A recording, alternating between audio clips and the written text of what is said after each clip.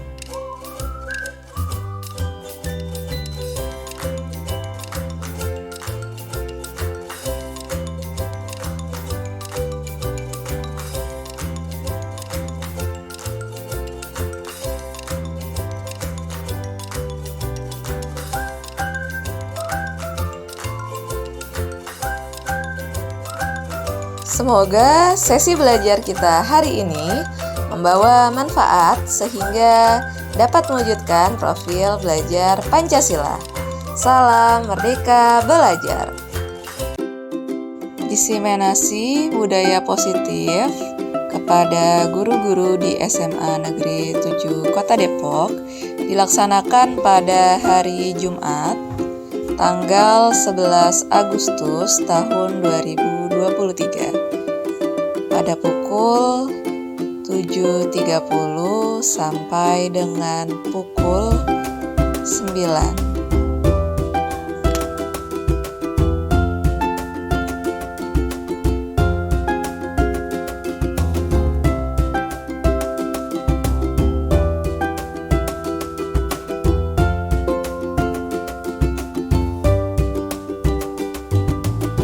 Pelaksanaan diseminasi dimulai dengan pembukaan oleh Ibu Kepala Sekolah SMA Negeri 7 Kota Depok, yaitu Ibu Hajah Darni Fatma MPD. Setelah itu dilaksanakan pembahasan materi mengenai budaya positif oleh CGP.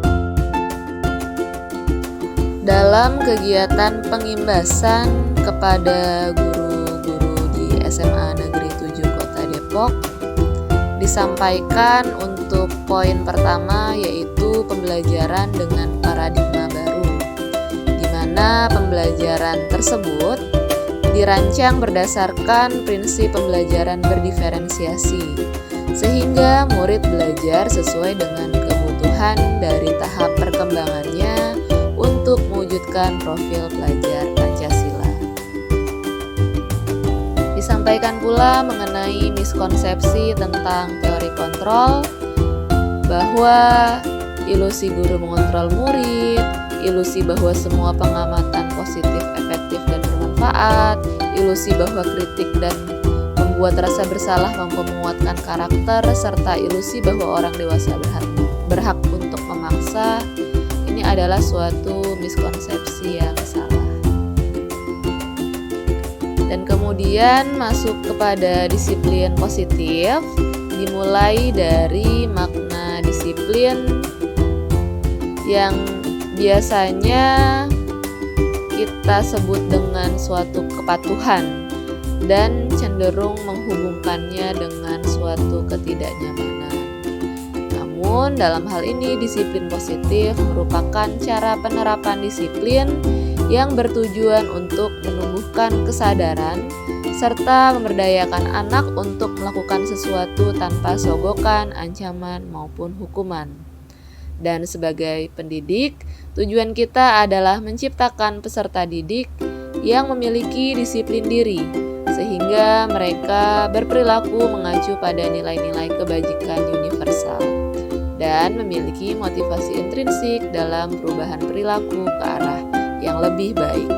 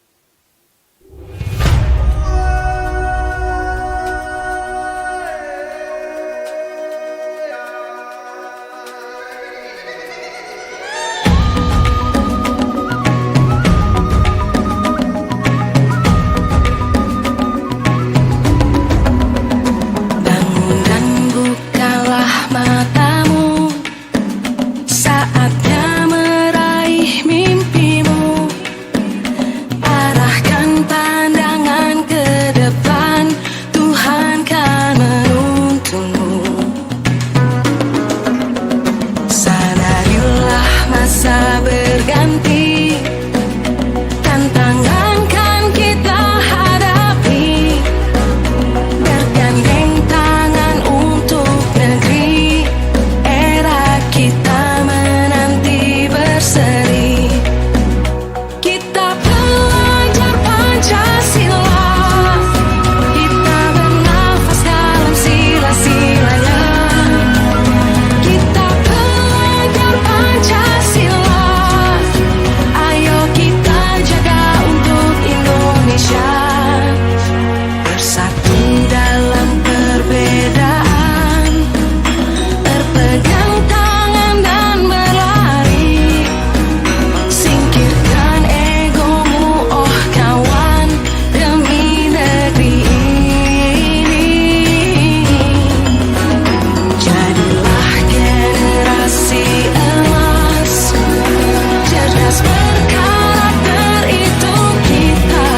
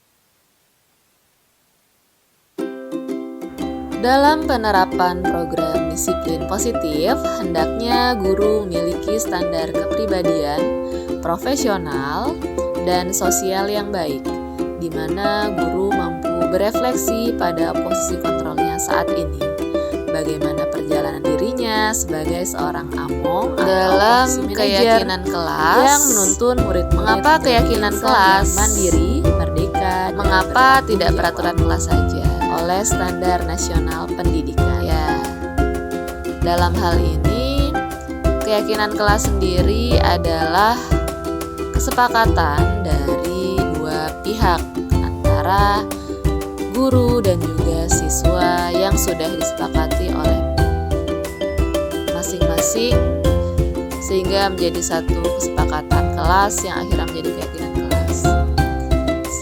Namun pada peraturan kelas biasanya hanya dibuat oleh satu pihak saja. Dalam hal ini adalah guru tersebut. Dan pada keyakinan kelas sendiri, ketika ada diskusi dan interaksi, maka bisa diputuskan juga ketika ada yang melanggar, maka apa konsekuensi yang bisa dibuat, dan tentunya dengan kesepakatan bersama.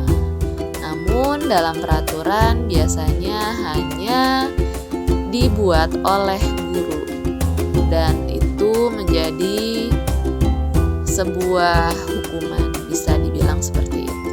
Sehingga jelas di sini diharapkan kesepakatan kelas dan keyakinan kelas bisa kita bentuk untuk menciptakan kondisi kelas yang lebih kondusif dan nyaman. Terdapat langkah-langkah dalam pembuatan keyakinan kelas, di mana yang pertama adalah siswa berdiskusi tentang peraturan bersama dengan guru, kemudian membuat peraturan menjadi keyakinan kelas secara bersama-sama. Selanjutnya ditempel pada papan dan dibahas bersama oleh guru dan juga disepakati untuk diterapkan pada kegiatan pembelajaran.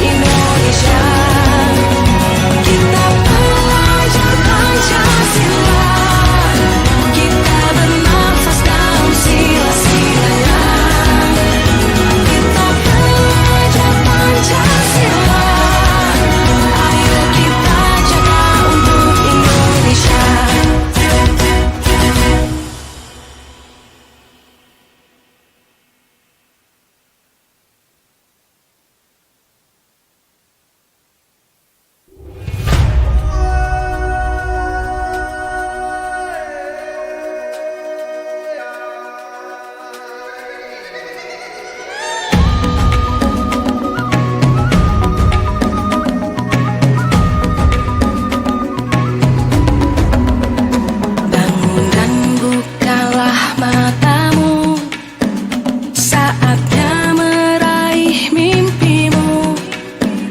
Arahkan pandangan ke depan, Tuhan kan menuntunmu. Sadarilah masa berganti, tantangan kan kita hadapi. Bergandeng tangan untuk negeri,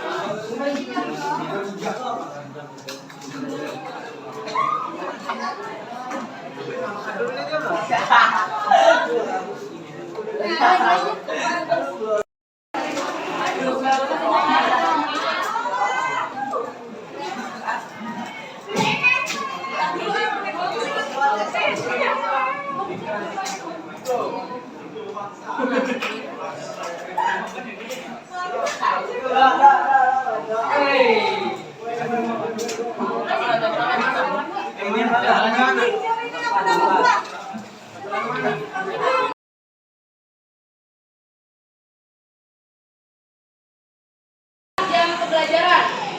Sudah masuk ya? Jangan nafas. Jangan bikin ketawa dong. Tidak menyalakan handphone saat pembelajaran. Sudah masuk? Sudah. Ini hampir sama sih. Tidak bercanda mengobrol jika guru sedang menjelaskan pelajaran. Sudah masuk? Tidak berisik. Sudah masuk. Tidak gaduh atau berisik. Sudah masuk. Jangan berisik. Emang sering berisik ya pasti nih?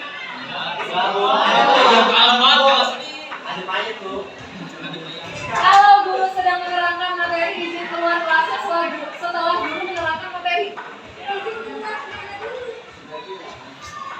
Ya iya, ini kan belum jelas ya, maksudnya keluarnya dalam rangka apa? Kalau kamu mandi boleh, tapi kalau kantin tidak, gitu kan ya? Atau kalau ada suara, misalkan kamu dipanggil guru atau apa ya boleh, gitu ya? Berarti tidak menggunakan HP saat pelajaran kecuali disuruh oleh guru. Suasana kelas tidak rusuh. Izin jika ingin keluar kelas. Sudah semua ya. Di setiap mata pelajaran pintu harus ditutup karena mengganggu saat pelajaran. Ada suara yang keluar dan matahari membuat silau mata. Oke, berarti pintu ditutup sih juga. Kena matahari ya? Lampu dinyalain apa enggak? Lampu sebaiknya nyala atau mati?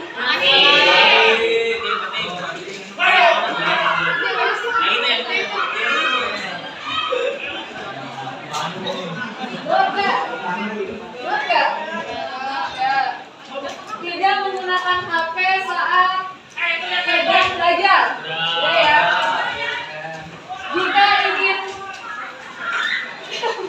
Jika ingin membeli air mineral, maka pengurus kelas harus mengizinkan.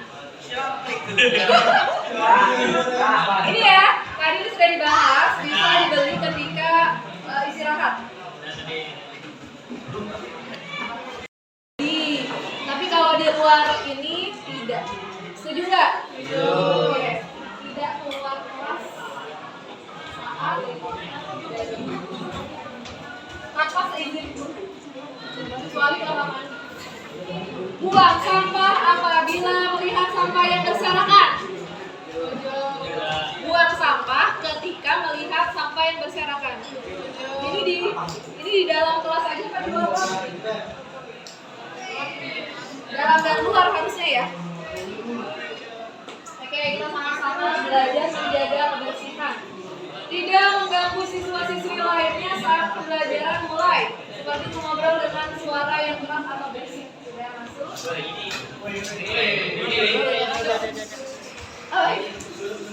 Membuat guru senang ya?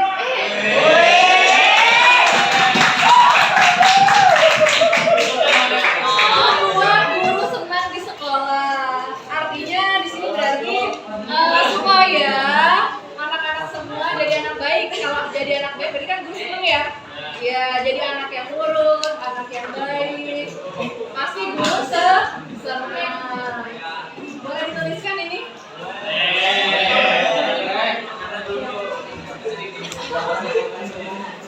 Membuat guru senang. Beda apa tulis?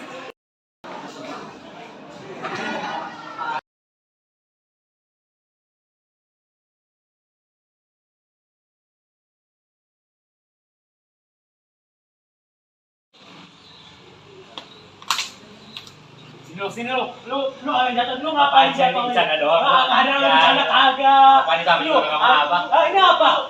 Ini apa? Ini apa? Coba. Tuh, ini tuh retak. Ini retak. Nggak ada nambah bercanda tapi ini. Kenapa? Kenapa, Bu? Tenang, ya tenang. Nah, Kita ini, Bu. ke kantor guru ya, kita selesaikan. Oke, Oke, ayo.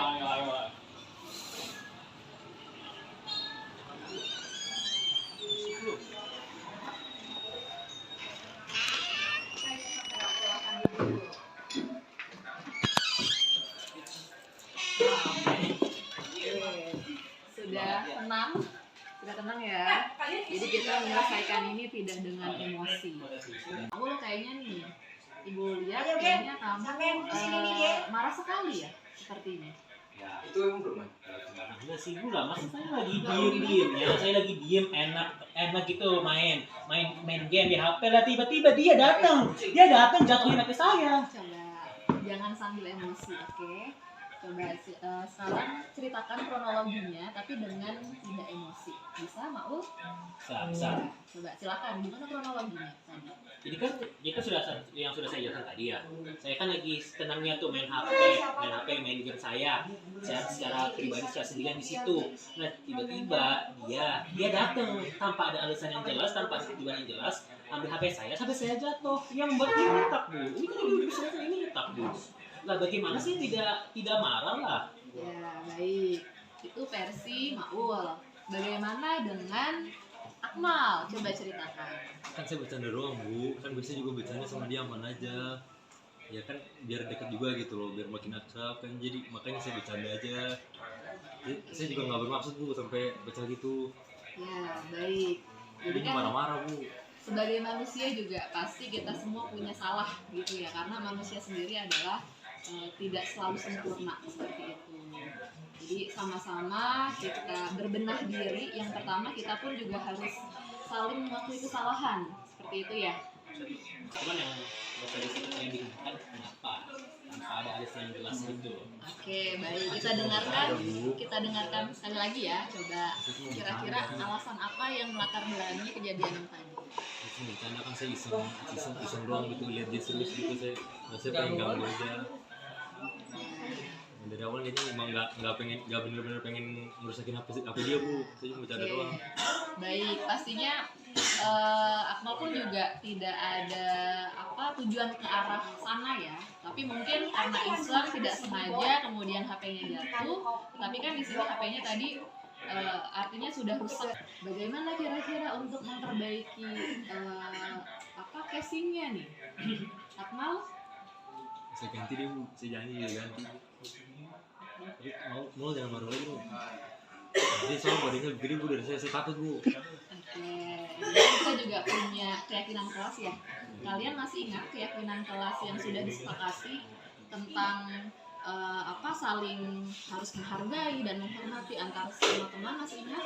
Ya, masih. Ya, dan itu pun juga harus kita laksanakan dalam kehidupan sehari-hari seperti itu. Tapi Mal juga sudah mengakui dan mau memperbaikinya seperti itu. Bagaimana? Apakah itu sudah cukup memperbaikinya atau ada hal lain yang mau diutarakan? Tidak tahu kalau menurut saya ya. Akhirnya sudah jelas dah permasalahannya di mana, biasanya seperti apa juga sudah jelas. Jadi saya ikhlaskan aja apa yang sudah terjadilah. Oke, baik. Berarti Akmal juga harus bertanggung jawab untuk memperbaiki sampai casing HP-nya juga kembali gitu ya, kembali baik, kembali bagus seperti itu. Oke, alhamdulillah berarti permasalahan ini sudah selesai ya. Coba saling bermaafkan berdua. Ayo, harus saling. Ya, alhamdulillah ya. Silahkan kalian bermain bersama-sama kembali. Jadi setiap permasalahan pasti ada penyelesaiannya dan harus penyelesaian itu harus dilaksanakan dengan kepala dingin ya, supaya sama-sama enak dan begitu. Ya, silahkan kembali ke lapangan untuk bermain kembali.